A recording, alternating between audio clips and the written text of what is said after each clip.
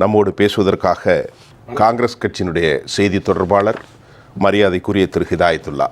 சொல்லுங்கள் சார், உங்களுக்கு கேள்வியில் இந்த வாதங்களே கேள்வியாக எடுத்துக்கிறேன்.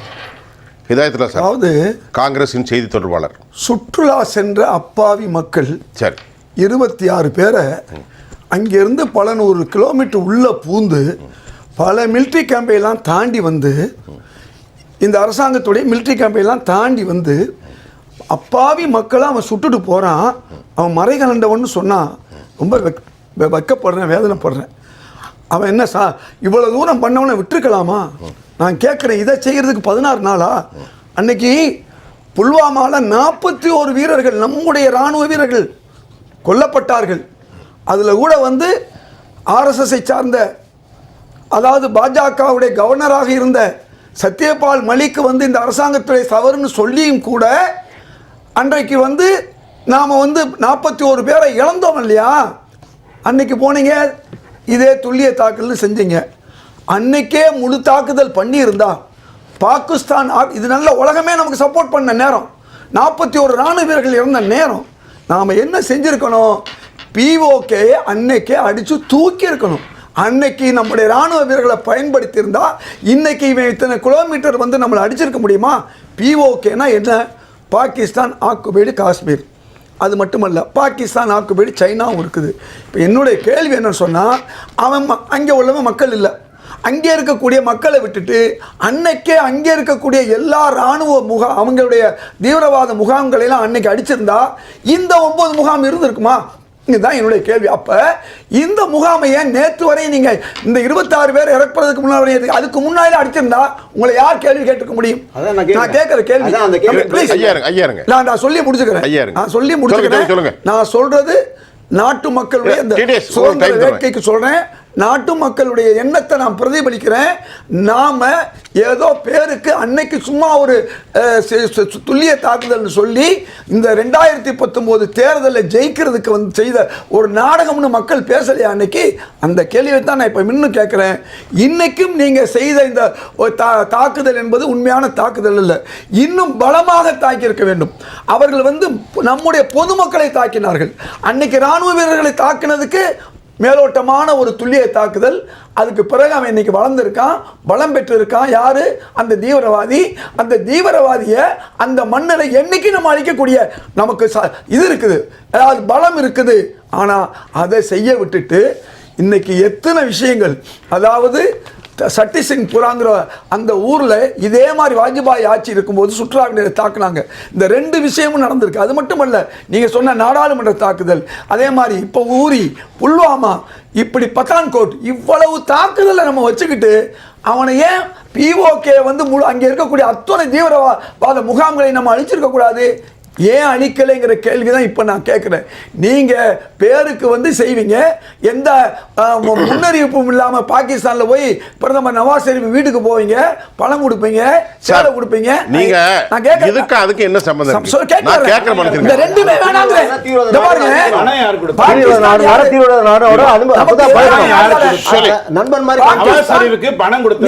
பாகிஸ்தான் நம்ம எதிரான நாடு தானே. நீங்க என்ன செஞ்சிருக்கணும்? நீங்க, நான் கேட்கிற கேள்வி இதெல்லாம் இந்த தாஜா பண்ற வேணாம், கூஜா தூக்குற வேலை வேணாம் தான் நான் சொல்றேன். 2 வேலையும் வேணாம். நீங்க நம்ம மக்களை தாக்கியிருக்காங்க, நம்ம ராணுவ வீரர்களை தாக்கியிருக்காங்க. நாம என்ன செஞ்சிருக்கணும்? இதை விட சிறப்பான பதிலடி கொடுத்துருக்கணும். நீங்க பாகிஸ்தான் மக்களை தாக்க வேண்டியதில்லை. அப்படின்னா ஏன் சிந்துவை வந்து ஒரு நாளைக்கு மூடி இன்னொரு நாளைக்கு இன்னைக்கு திறந்து விட்டீங்க? ஒரு நாள் மூடுறீங்க, அடுத்த நாள் சிந்துவை திறக்கிறீங்க. சிந்து நதி, இது என்ன விஷயங்கிற, இது என்ன செய்தி இந்த உலகத்துக்கு போகுது? நீங்கள் என்னைக்கு சிந்து நதி மக்களுக்கு எதிரான வேலையை பண்ணீங்களோ உலகத்தில் நமக்கு எதிரான ஒரு குரல் வந்துச்சு. இன்னைக்கு நம்ம தாக்குறோம், உலகத்தில் ஆதரவான குரல் வரும். இன்னைக்கு அழகா சொன்னார் திரு ஜேவியர். என்ன சொன்னார்? எந்த விதமான நம்முடைய ஆயுத பலம் இல்லாத நேரத்தில், விமான பலம் இல்லாத நேரத்தில் இந்திரா காந்தி அவர்கள் 2 பாகிஸ்தானா இருந்ததை ஒரு பாகிஸ்தான் ஆக்கி ஒரு பாகிஸ்தானை தூக்குனாங்க இல்லையா? இதே வாஜ்பாய் அவர்கள் என்ன சொன்னார்? பராசக்தினார், மகாசக்தினார் இந்திரா காந்தி. எதுக்கு சொல்ல வர்றேன்? ஆக ஒரு பாகிஸ்தானே 2ஆ உடைச்சு நம்ம தூக்கி எறிஞ்சிருக்கோம். லட்சக்கணக்கான பாகிஸ்தான் வீரர்களை கைது பண்ணியிருக்கோம், பல பேரை சாவடிச்சிருக்கோம். அந்த வேலையை நாம செய்திருந்தால் மோடியை பாராட்டலாம், எல்லாம் பாராட்டலாம். ஆனால் இப்போ வரவேற்கிறேன். இன்னைக்கு இந்த பிரதமரை நான் வரவேற்கிறேன். நான் மட்டும் இல்லை, எங்கள் தலைவர் மல்லிகார்ஜுன கார்கே, ராகுல் காந்தி, ஏன் உமர் அப்துல்லா இன்னைக்கு வரவேற்றிருக்காரு. இந்த ஓவைசி அவரும் இன்னைக்கு காஷ்மீர்ல உட்கார்ந்து வரவேற்கிறார். இந்த வரவேற்கிறதுங்கிறது வேற விஷயம். ஆனா இந்த அளவுல வரவேற்கிறோமே ஒழிய இன்னும் நீங்க செய்திருக்க வேண்டிய வேலை அதிகம். இந்த அப்பாவி 26 பேர் அதே சில மாசங்களுக்கு முன்னால காஷ்மீருக்கு நான் போயிருந்தேன், அதே பஹல்காமுக்கு போயிருந்தேன். எங்கே பார்த்தாலும் ராணுவ வீரர்கள், நான் கூட கை கொடுத்துட்டு வந்தேன். ஆனால் இந்த 26 தாக்குதலுக்கு 3 நாளைக்கு முன்னால பிரதமர் மோடி காஷ்மீருக்கு போக வேண்டியது. தகவல் என்ன வருது, இந்த மாதிரி தாக்குதல் நடக்கலாம், நீங்க போகாதேங்கிறாரு.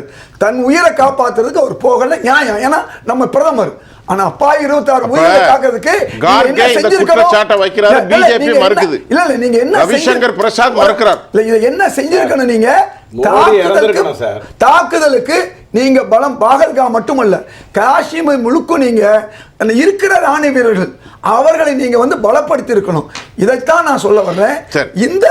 இந்த ஒரு விஷயத்துல நாம் கார்கில் நேரத்துல உழவு சரியா இல்லாதனால உள்ள வந்தான். யார் சொல்லி நமக்கு தெரியும்? ஆடு மேய்க்கிறவனும் மாடு மேய்க்கிறவனும். இப்படி இன்னைக்கு இதே உழவுக்கு பிரிவு என்ன செஞ்சிச்சு? ஒன்றும் செய்யல. இதே உளவு பிரிவுகளை திரு ராஜீவ்காந்தி 1984 கூமர் நாராயணன் தலைமையில் கிட்டத்தட்ட 80 பேரை பிடிச்சி உள்ள போட்டார். கர்னல் பிரசாத்னு ஒருத்தர், கடற்படை 7 பேர் உளவு சொன்னாங்க, பிடிச்சி போட்டார். அதே மாதிரி உள்நாட்டில் நீங்கள் நடந்த பல குண்டுவெடிப்புகள் காரணமாக கர்னல் புரோஹிதில் இருந்து அசீமானந்தா வரையும் இங்கே நான் பிடிச்சி போட்டோம். எதுக்கு சொல்ல வரேன்னு சொன்னால், இவர்களெல்லாம் உண்மையான இந்து கிடையாது, உண்மையான முஸ்லீம் கிடையாது. உயர்மட்டத்தில் உட்கார்ந்துக்கிட்டு அதாவது பணத்துக்காக வேண்டி உளவு சொன்னவர்கள். ஆக இவர்களை எல்லாம் இந்த மாதிரி இன்னைக்கு உளவு சொல்பவர்கள் இருக்கார்கள். அவர்களை தடுத்து விட்டால், அவர்களை இல்லாமல் ஆக்கிவிட்டால் இது போன்ற தாக்குதல் இருக்காது. இது சாதாரண பதிலடி. இதை விட பலமான பதிலடி நாம் கொடுத்திருக்க வேண்டும். அதுக்கு 16 நாள், இந்த துல்லிய தாக்குதலுக்கு 16 நாள் தேவையில்லை. இன்னைக்கு போர் ஒத்திகை செய்யும் போது மக்கள் சந்தோஷப்படுறாங்க. இந்த ஒத்திகை எதுக்கு நீங்க செய்றீங்க?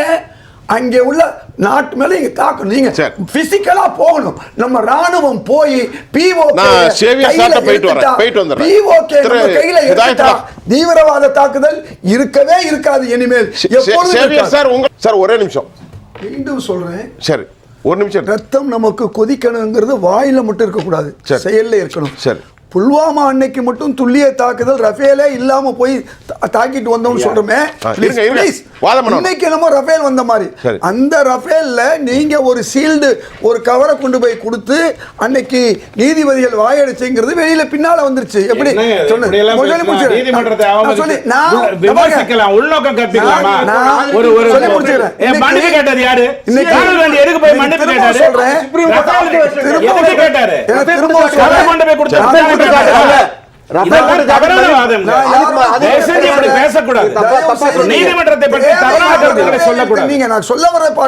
நமக்கு ரஃபேல் இல்லைனாலும் ரஃபேல் இல்லாம ரெண்டு பாகிஸ்தான ஒரு பாகிஸ்தான் ஆக்கணும். இன்னைக்கு சொல்றேன். அது மட்டுமல்ல, இன்றைக்கு வந்து இதே பாகிஸ்தான் உருவாகிறதுக்கு காரணம் யாருன்னு நமக்கு தெரியும். RSS 1938 தீர்மானம் போட்டது. நீங்க வேற கதைக்கெல்லாம் போகாதீங்க. இதெல்லாம் வேற அத்வானி, பாஜகவுடைய அத்வானி பாகிஸ்தானை உருவாக்கி இருப்பாருன்னு வேணா சொல்லுங்க, நாங்க பயந்துக்கிறோம். பாகிஸ்தானை உருவாக்கினது யாருங்க? பாஜக. இந்த நிகழ்ச்சியில் எங்களோடு கலந்து கொண்ட மகாத்மா காந்தி மற்றும் உங்கள் அனைவருக்கும் நிகழ்ச்சி வந்து கலந்து கொண்ட நன்றி. அப்பா நடத்திய